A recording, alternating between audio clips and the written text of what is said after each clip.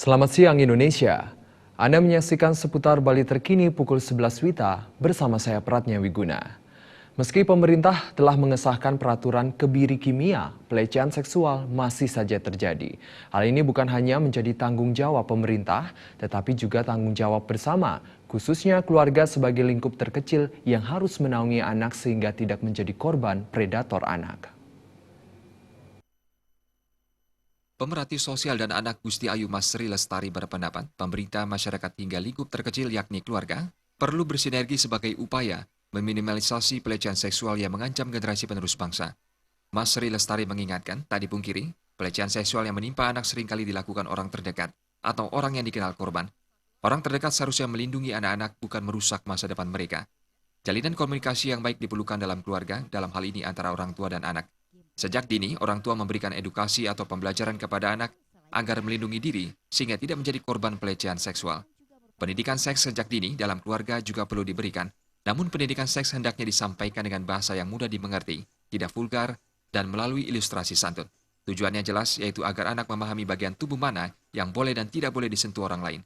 Anak-anak juga harus memahami perlakuan yang wajar diterimanya dari orang lain. Itu yang seperti gambar-gambar sederhana itu akan anak, seperti contoh ada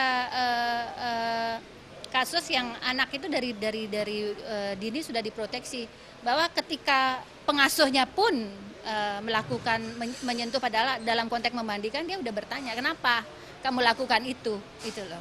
Nah itu kita memancing untuk anak itu untuk tahu saya ini sedang diapakan. Nah dia berhak tahu dan dia berhak kritis untuk bertanya.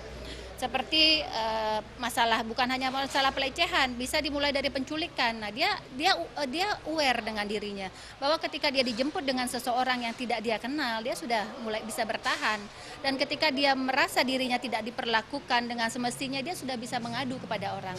Nah, itulah peran serta masyarakat. Kita melihat perilaku di sekeliling kita, jangan melakukan proses pembiaran. Artinya ketika kita melihat sesuatu yang dilakukan bahkan oleh orang tua kandungnya sendiri, kita harus melakukan proteksi. Artinya melakukan proteksi terhadap anak itu walaupun perbuatan itu dilakukan oleh keluarganya sendiri. Nah itu yang saya lihat, bersinergi masyarakat dengan instansi terkait.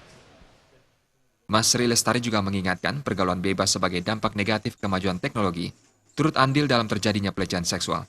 Kurangnya pendampingan yang dilakukan orang tua mempengaruhi gaya hidup anak sehingga kebablasan mengakses informasi melalui gawai atau gadget dan ponsel cerdas. Sufiata dan Artaya, Bali TV. Sampai di sini seputar Bali terkini kali ini. Terima kasih untuk perhatian Anda. Salam Indonesia.